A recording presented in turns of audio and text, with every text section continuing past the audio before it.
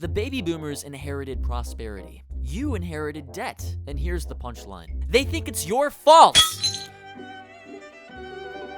This here's the American dream. Back when you could buy a house on one income, retire by 60, and still have time to judge your neighbors. It's not on display because it's old, but because they broke it. And now they pretend it never worked any other way. Right. The dream where you win, change the rules, then pretend it was always fair. I'm sorry, sir. Did you have something to share? Oh, nothing. Just breathing in the equity. And now for our latest addition to the exhibit, the boomer in its natural habitat. No resume, no experience, just historical entitlement and ambient opportunity. If I had your resources, I could get a job today. And here we see the rare American pension plan, extinct since 2005.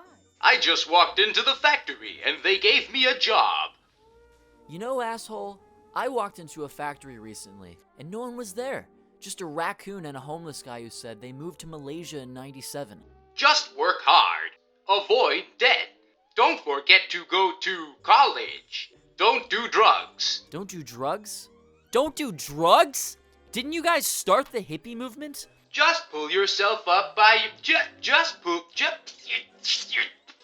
Meanwhile, I work 2 jobs and live in a shoebox under the crushing weight of student debt you people guilt-trip me into taking out. If you can't buy a house, maybe you weren't meant to. Whoa, hey, easy there, Terminator. I'm just here for the trauma tour. Thank you for visiting the American Dream exhibit. Please exit through the gift shop. You're lucky I can't take your social security, you vinyl-faced piece of shit. I have my eye on you. Psst. Hey, kid.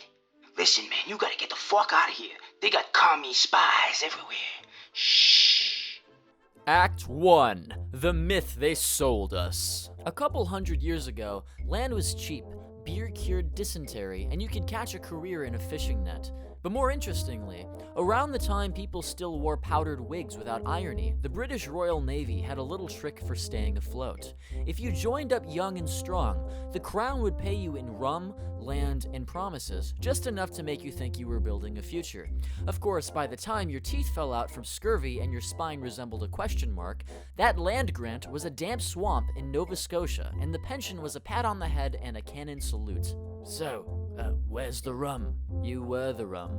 They sold you the dream, then they sank it. Now enter the American dream, that magical Hallmark-sponsored fantasyland where you graduate on a Thursday, land a steel mill job Friday, buy a house Saturday, and have 2 or 3 kids with a mortgage smaller than your car payment by Monday morning. And all you had to do was be born before 1964. You know, back when you could afford a family on a single income and still have change left over for cigarettes, cocaine, and a pool. Boomers didn't just have it good, they had it absurd by taking the great work the generations before them had laid out, raised a middle finger, and blamed the government for ruining everything when in the 1950s, the wealthiest bracket of people were paying the highest tax rates at the time. Just pull yourself up by your bootstraps. Sir, I'm barefoot. They went full circle, socialist in their youth, capitalist in middle age, and full-on authoritarian in old age. The same generation that once preached peace, love, and don't trust the government, man, dropped the idealism faster than their acid tabs and traded it for real estate portfolios, polyester pants, and Ronald Reagan's bedtime stories. The same people who were raised by government programs, the GI Bill, public housing, and union jobs, grew up to believe that sharing is communism and poverty is a personal choice. As George Carlin described them, "Give me it, it's mine! Give me that, it's mine!" This was the guiding principle of every HOA with a lawn sign and a lawsuit. By the time they hit their 30s, boomers had more jobs than a modern LinkedIn influencer with a podcast, a startup, a side hustle, and an NFT grift, all while claiming they just stuck with one company and worked hard. They normalized job hopping so thoroughly that corporations just gave up trying to train anymore. Out went pensions and career development. In came, "You're lucky to be exploited." Experience required for entry level, and unpaid internships with coffee-fetching certifications. And when it all started collapsing, they didn't take responsibility. They just called it a work ethic problem, because nothing screams personal accountability like torching the economy and blaming your grandkids. They got the deal of the century. Dirt cheap homes, stable, single-income jobs, pensions you could actually retire on, college tuition cheaper than a modern microwave, and after reaping all of it, they'd turn around, looked us in the eye, and said, "You're just lazy." All while charging $1,800 a month to rent a drywall shed somewhere in a dilapidated part of a Rust Belt city. That's like Gordon Ramsay handing you a dirty fork, no ingredients, and a stove from 1937, then screaming that your imaginary souffle is fucking raw! In 1980, the average home in the United States cost about $76,000. In 2025, try $500,000. That's a six-fold increase. Meanwhile, median income only grew by a little over 4 times. So unless you're moonlighting as a YouTube crypto guru and a hedge fund at the same time, you're not buying a house, let alone barely buying groceries. Back in my day, I bought my first house at 25 with a job at the hardware store. I swear, you millennials and your entitlement. Gen Z. I mean, whatever, it's the same thing. Just stop buying avocado toast and you'll be fine. Oh, but thank God, I thought I was poor because of inflation or stagnant wages and a rental market run by sociopaths. But no, turns out it was the toast. Yes! Now go flip that toast into a duplex. Oh yes, Bruce Cannon Gibney, that delightful bundle of sunshine, once wrote a book with the cheery little title, A Generation of Sociopaths. And he wasn't talking about serial killers or Wall Street bankers. No, he meant the boomers. According to Gibney, this lot, who inherited a prosperous post-war utopia, promptly began lighting it on fire to keep their golf carts warm. They slashed investments in boring things like bridges, roads, and water systems. You know, the infrastructure that stops society from collapsing into a sinkhole every time it rains. And guess what? It worked brilliantly.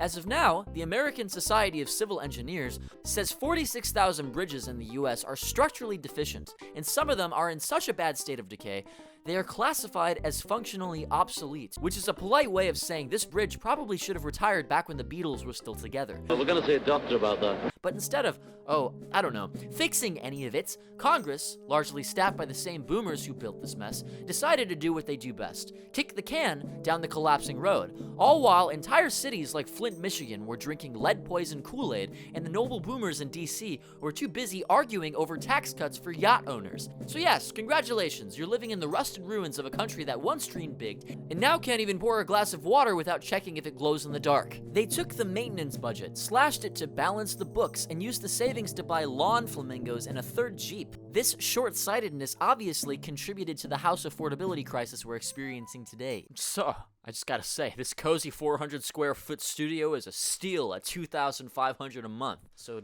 does it come with a bathroom? I mean, yes, it's shared. Down the hall.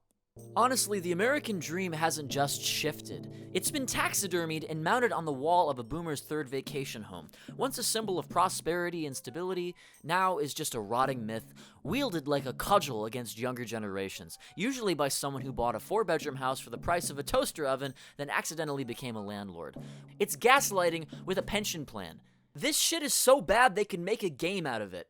Tired of trying to win in real life? Don't worry, we gamified the struggle.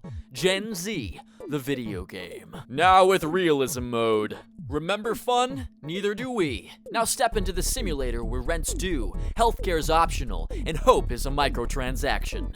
Rated F for financially doomed. Act 2, the damage they did. You ever wondered what it'd look like if an entire generation played The Sims, but with real national infrastructure? Because that's basically what the boomers did, except instead of trapping a sim in the pool and deleting the ladder, they trapped us in the economy and deleted the housing market. But since we're already aware of most of this, let's talk about the cliches. Not just the movie villain monologuing before he dies, or the reboot that thinks swapping demographics count as a plot twist. No, I'm talking about the real-world cliche. The boomer who inherited society, dismantled it for parts, and now spends their twilight years yelling at minimum wage workers about the price of eggs. Because the thing about cliches is, they exist for a reason. Bruce Cannon Gibney, again, didn't write A Generation of Sociopaths because he was bored. He wrote it because he read the DSM-5 and thought, hey, that sounds a lot like my uncle. So let's go over a few things again. The boomers exhibit the following traits. Disregard for others, irresponsibility, no long-term planning, feels nothing after gutting pensions, invests in crypto but blames the kids when it crashes. Instead of just calling them bad policies, how about generational temper tantrums dressed up in free market drag? But remember when I talked about their disregard for previous generations' work? Enter Ronald Reagan, our patron saint of pretending. The man who looked into a camera and told the nation, "Government is the problem," and then proceeded to prove it. He slashed the top tax rate from 70% to 50%, handed Wall Street the keys to the vault, and greenlit corporate stock buybacks previously considered market manipulation, as if CEOs were just misunderstood underdogs in a feel-good sports movie. Yeah, turns out the trickle wasn't water and it wasn't going down.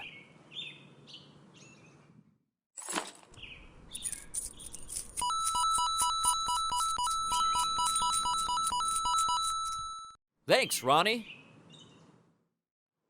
Meanwhile, Reagan's FCC chairman declared that TV was just a toaster with pictures, which was great news, because now we had a toaster that could broadcast 24 hours of rage bait and pharmaceutical ads.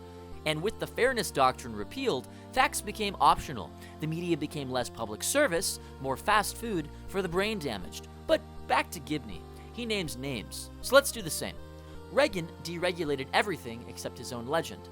Bill Clinton, saxophone in one hand, Wall Street deregulation in the other. George W. Bush, a man so committed to disaster capitalism, he thought invading 2 countries would count as a stimulus package. If I had anything to say about their governing, it's like they hosted a looting party and left the tab in our name. Welcome to Boomerland, a theme park for the policy choices of the most overindulged generation in history. The crumbling infrastructure log flume. Freedom Gulch. No healthcare, no roads, just guns. The student loan tilt-a-whirl. The climate denial ice rink. Boomerland, where dreams at least stand, the future's cancelled. Oops. Act 3. The world we inherited. You know, for the longest time, I thought I was just screwing it all up. Like, maybe I missed the secret seminar where they handed out houses, confidence, and a functioning will to live, right between taxes and how to cook rice without hating yourself. They told us if we just played the game, go to school, get a job, hustle like your entire existence depends on it, then one day we'd win something other than burnout and a rent hike. But here we are. Decades into the grind, still chasing success like it's tied to a helium balloon shaped like Elon Musk's and just as out of reach.